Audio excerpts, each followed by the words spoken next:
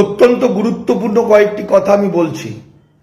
আজকে মুখ্যমন্ত্রী শুভেন্দু অধিকারী ঘোষণা করেছেন এবং অর্ডার এসছে যেটা প্রতিটি জেলায় প্রত্যেকটা ডিএমকে জানানো হয়েছে ডিটেনশন ক্যাম্প করার জন্য। এখানেই আমার প্রশ্ন, দেখুন 2-3 দিন আগে তার যে বক্তব্য সেটা থেকে যেটা বোঝা গেল যে 14/5/2025 যে অর্ডার, সেই অর্ডার অনুসারে যেটা বোঝা যাচ্ছে, অনেকে মনে করছে যে 2024 সাল পর্যন্ত যারা সিএর আওতায় হিন্দু, বৌদ্ধ, খ্রিস্টান, জৈন, পার্সি, শিখ তাদের কোনো ভয় নেই। তাহলে তার হিসাবে মুসলমান অনুপ্রবেশকারীরা বিপদে আছেন। যদিও 14 থেকে 24 সিএ নয়, immigration and foreigners exemption order, এগুলো নিয়ে আমি আলোচনা করেছি অন্যদিন। আজকে যেটা আমি বলছি, গত 1 বছর ধরে কেন্দ্রীয় সরকারের ওই অর্ডারটা লাগু হয়েছে ভারতে, যেটা পশ্চিমবঙ্গের মমতা ব্যানার্জির সরকার উনি এটা লাগু করেননি, মানেননি। তার কারণ হলো, তার মতে, বা যদি আপনারা অর্ডারটা পড়েন তাহলে বুঝবেন, বাঙালি জাতি প্রায় শেষের পথে হয়ে যাবে, 4 থেকে 5 কোটি মানুষ বিপদে পড়তে পারে। সেই জন্যে উনি ওটা মানেননি, এবং মানেননি বলে তার খেসারত দিতে হয়েছে। অর্থাৎ কেন্দ্রীয় সরকার দেখেছে যে মমতা সরকার মানবে না, তাই যেভাবেই হোক বাংলাকে ওরা জয়লাভ করেছে, দখল করেছে ইত্যাদি। ফলে কুরবানি মমতা বন্দ্যোপাধ্যায় নিজেই দিয়েছেন এবং তার সরকার শেষ হয়ে গেছে। এখন কথাটা হচ্ছে, গত 1 বছরে বাংলাদেশি মুসলমান অনুপ্রবেশকারী প্রায় বহুজনকে পুশব্যাক করা হয়েছে। এখন আর 7 থেকে 10 দিনের মধ্যে আশা করা যাচ্ছে যে কজন বাংলাদেশি অনুপ্রবেশকারী মুসলমান আছে তাদের সবাইকে পুশব্যাক করা হবে। ওই অর্ডারে লেখা যেগুলো আছে যে সরাসরি পুলিশ বিএসএফ কে দেবে, বিএসএফ এর মাধ্যমে তাদেরকে ফেরত পাঠানো হবে। তো এই মানুষগুলো ফিরে যেতে চাইছিল, তারা এখন তাদের আর কোনো পয়সা কড়ি লাগবে না, সরকার তাদেরকে পুশব্যাক করে দেবে। তাহলে মুসলমানরা যদি 15 দিনের মধ্যে ফাঁকা হয়ে যায়, তাহলে জেলায় জেলায় ডিটেনশন ক্যাম্পগুলো কাদের জন্য? জেলায় জেলায় ডিটেনশন ক্যাম্পগুলো কাদের জন্য করা হয়েছে, এটা একটা বড় প্রশ্ন। এইবার আসল জায়গাটা, যদি আপনারা অর্ডারটা পড়েন, এই অর্ডারটা আপনারা পাবেন নাগরিকত্বের সার কথা বলে আমার যে বইটা, এই বইটার পিডিএফ আমরা প্রচুর পরিমাণে দিয়েছি। অনেকের কাছ থেকেই পিডিএফ কালেক্ট করবেন। ওই বইয়ের 172 পাতা সম্ভবত, এখান থেকে 10 পাতা এই অর্ডারটা দেওয়া আছে। ওই অর্ডারটা যদি খুব ভালো করে পড়েন তাহলে দেখবেন যে সেখানে হিন্দু উদ্বাস্তুরা বেশি বিপদে পড়ে যাবে। মুসলমান উদ্বাস্তু অনুপ্রবেশকারী বা অবৈধ অনুপ্রবেশকারী হিন্দু, মুসলমান, বৌদ্ধ, খ্রিস্টান বলে আলাদা কিছু হয় না। অর্থাৎ হিন্দু উদ্বাস্তুরা যারা সিএতে আবেদন করেননি, সেই কোটি কোটি মানুষ বিপদে পড়বেন, তাদের পুশব্যাক করা হবে, ডিটেনশন ক্যাম্প তাদের জন্য, হিসেব তাই বলছে। এবার তাহলে প্রশ্ন হলো, আমরা কি তাহলে এতদিন মিথ্যা কথা বলেছিলাম? আমি মানিক ফকির আর দামাল বাংলা যে বলেছিলাম যে সিএতে আবেদন করবেন না, কেন তার কারণটা আপনারা মাথায় নেননি। এবার একটু বুঝুন এবং বাঁচার চেষ্টা করুন। দেখুন, আমাদের কথা গুরুত্ব না দিয়ে গত 2 বছরে সরকারের হিসেব অনুসারে 25,000 মানুষ সিএতে আবেদন করেছেন এবং 400 মানুষ সার্টিফিকেট পেয়েছেন। হতে পারে গভর্নমেন্টের এই রিপোর্টটা 2 মাস আগের। তাহলে আমি তর্কের খাতিরে যদি ধরে নিই 25,000 নয়, ওটা 40,000 আবেদন করেছে, এবং 400 জন নয়, ওটা 1,000 জন আবেদন করেছেন। তাহলে তাই যদি হয়, তাহলে যারা আবেদন করেছেন তারা 1% সার্টিফিকেট পেয়েছেন।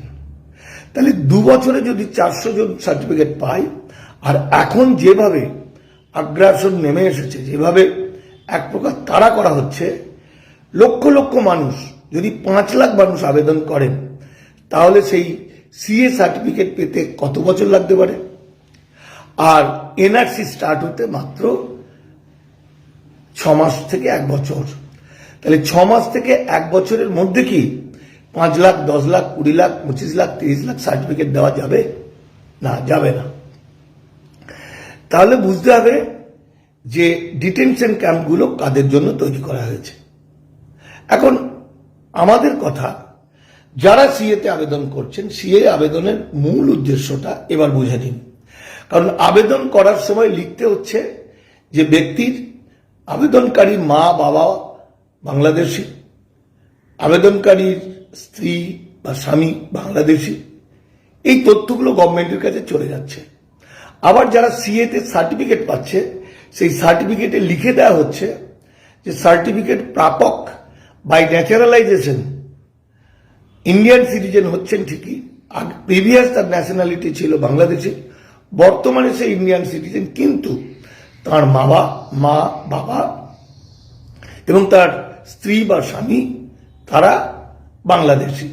তাহলে বাংলাদেশি মানুষ মানে মা বাবা মানে তার ভাই, দাদা, বোন, দিদি এবং তাদের ছেলে মেয়ে, এবং স্ত্রী বাংলাদেশি মানে নিজের সন্তান, ছেলে মেয়ে ইত্যাদি।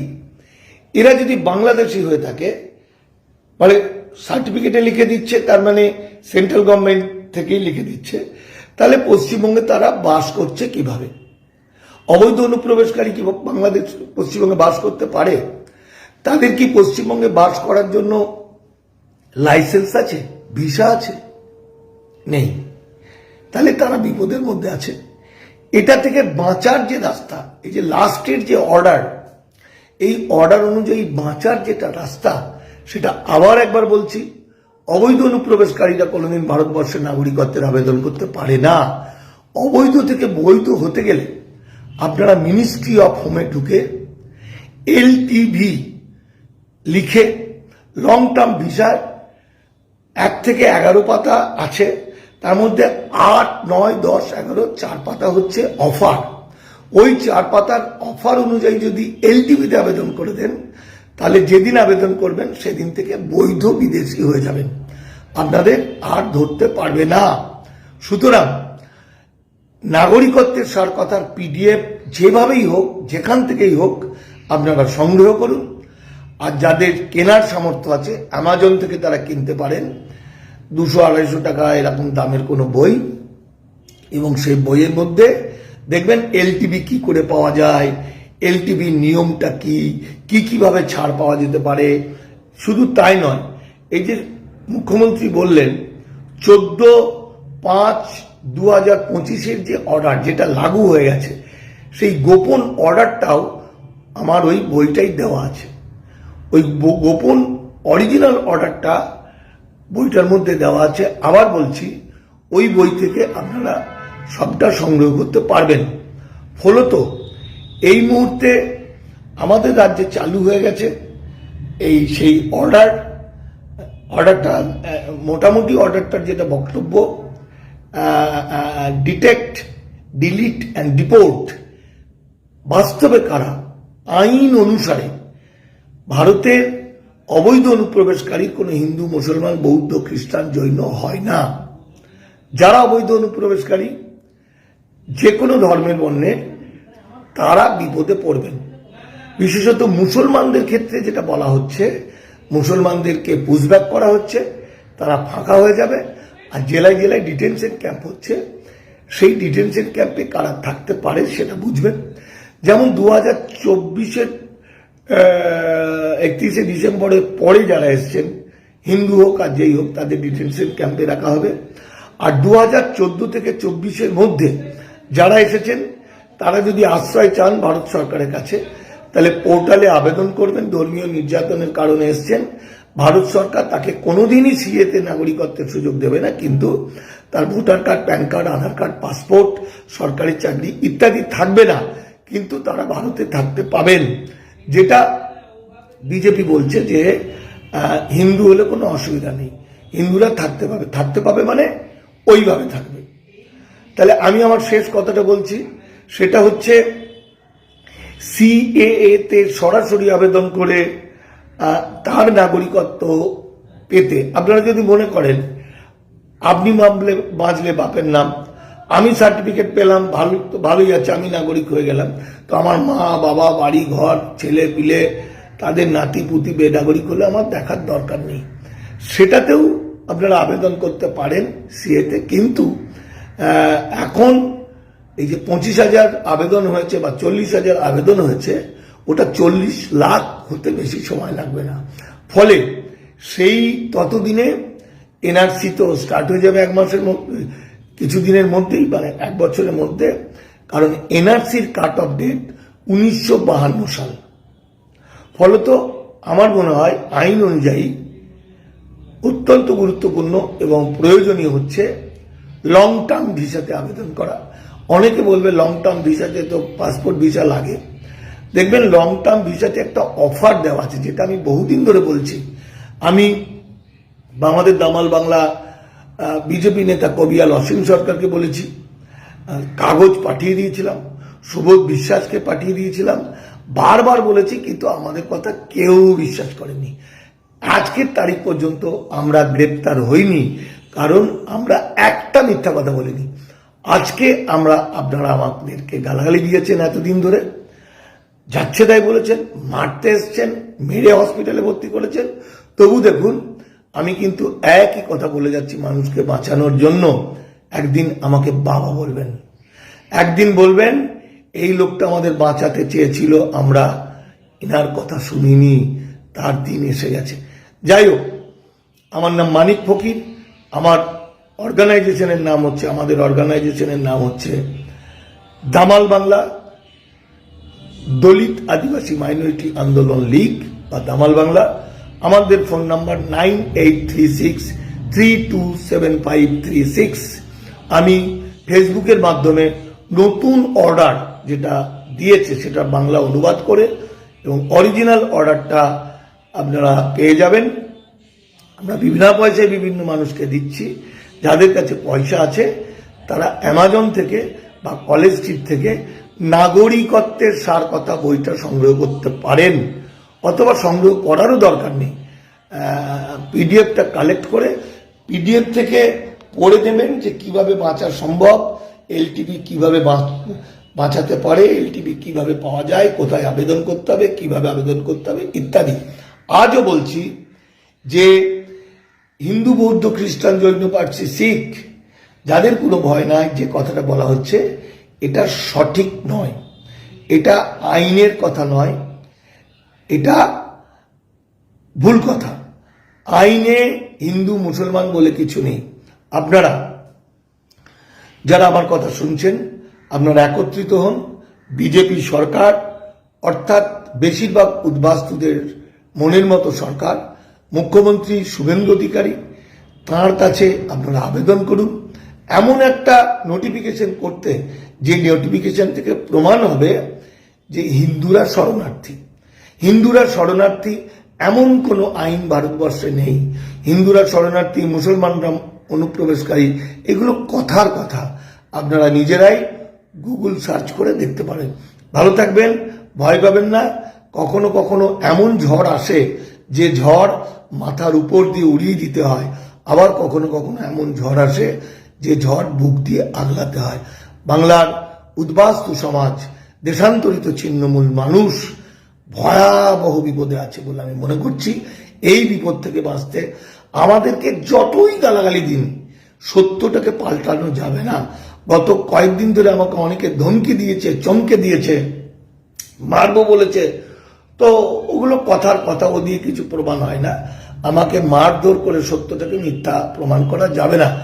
দিবাকর বলে একটি ছেলে, জাগরণ তার চ্যানেল, সে আমাকে চ্যালেঞ্জ করেছে, এসে মারধর করবে বা হবে। যাই হোক, আমি তাকে আমার বাড়ির অ্যাড্রেস সব দিয়ে দিয়েছি। আজও বলছি, যদি দিবাকর বা তার কোনো এই ধরনের বিজেপির লোক প্রমাণ করতে পারে আমি এক বর্ণ মিথ্যা কথা বলেছি আইনের, তাহলে যা শাস্তি দেয় তাই দেবে, আর তা না হলে পাছার মাপটা আমাকে দেবে। কারণ পাছাতে তো এমন পেটাবো আমরা, পাছার ছাল চামড়া আমরা তুলে দেবো। কারণ আমি কে, আমরা কারা, সেটা ওরা মুখ্যমন্ত্রীকে জিজ্ঞাসা করলেই জানতে পারবেন। কারণ এগুলো তো মানে কি বলবো, হাতের ময়লা। ওদের মুখ্যমন্ত্রী বা রাজ্যের মুখ্যমন্ত্রী মাননীয় শুভেন্দু অধিকারী, তিনি জানেন যে মানিকদা সত্যের সঙ্গে কোনোদিন কম্প্রোমাইজ করেন না। তিনি আমার পরিচয় আমাকে খুব ভালোভাবে চেনে বলতে যা বলবো এক, আর আমি আর বলতে চাইছি না, যাই হোক এরকম কথা। ফলে আমরা যদি মিথ্যা কথা বলতাম তাহলে অনেক আগে গ্রেপ্তার হতাম। আমি কিভাবে বলছি সেটা বড় কথা নয়, বড় কথা কি বলছি। আমি রেগে গিয়ে বলছি না, গালাগালি দিয়ে বলছি না, খিস্তি দিয়ে বলছি, সেটা বড় কথা নয়। তার চেয়েও বড় কথা হলো আমি যেটা বলছি সেটা কতটা সত্য। উদ্বাস্তু বাঙালিদের জন্য দীর্ঘদিন লড়াই করেছি, কিন্তু তারা আমাদের কথা শোনেনি, উল্টা গালাগালি দিয়েছে বলে আমরা অভিমান করে তাদের হয়ে আর সিএ নিয়ে কোনো কথা বলিনি। ফলত তারা বিজেপি প্রচার করেছে যে আমরা মিথ্যা কথা বলেছি। না বন্ধু, 100% সত্যি কথা বলেছি। আমি মিথ্যা কথা বলছি বা আমরা মিথ্যা কথা বলেছি, দামাল বাংলা যদি সিএ নিয়ে প্রমাণ করতে পারেন কেউ, 50,000 টাকা পুরস্কার, আর যা শাস্তি দেবেন আমরা মাথা পেতে নেব। একটা লোককে দেখলাম না উদ্বাস্তু ভাই বা বিজেপিদের যে আমাদের চ্যালেঞ্জ করলো। এছাড়া আমি রেসপেক্ট করি আমাদের বিজেপির রাজ্য সভাপতি শ্রমিক ভট্টাচার্যকে। তাঁর কথা অনুসারে তিনি বলেছেন যে হঠাৎ বিজেপিরা এসে নোংরামি শুরু করেছে, তো আমি যারা ধমকি দেওয়ার চেষ্টা করছে তাদের নামে সব আমি লালবাজারে রিপোর্ট দেবো, প্রয়োজনে শুভেন্দুকেও জানাবো। ফলত মানুষকে বাঁচাতে, বাংলাকে বাঁচাতে, বাঙালিকে বাঁচাতে আমাদের লড়াই চলবে।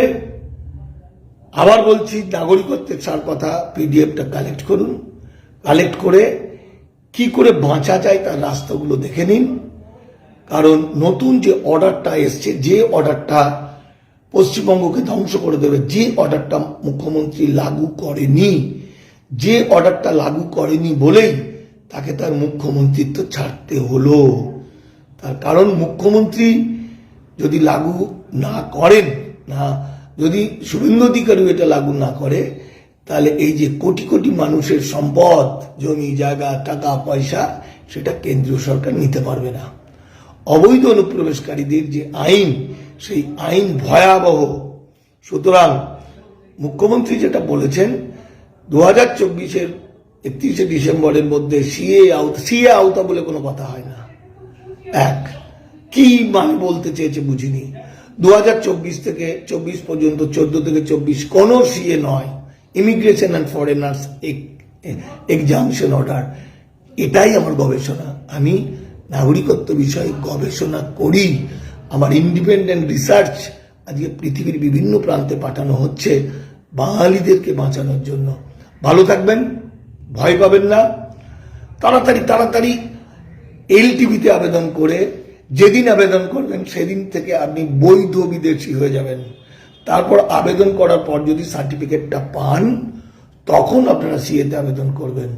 না হলে সিএতে আবেদন করার পাওয়া তো দূরের কথা, হাজার হাজার কত মানুষ আবেদন করেছে আর কজন মানুষ পাচ্ছে, আর পেলেও ওটা ফ্যামিলি ট্রিটাকে ওরা গভর্নমেন্ট চিহ্নিত করে দিচ্ছে বাংলাদেশে বলে। ভালো থাকবেন, নমস্কার। খুব ভয়ঙ্কর দিনের মধ্যে আমরা আছি। এবং সবচেয়ে বড় কথা, শেষ কথা আমি বলি, শুভেন্দু অধিকারী থেকে শুরু করে যারা বিজেপির বড় বড় নেতা, এরাও বাঙালি, এরা আইনগুলো জানেন না।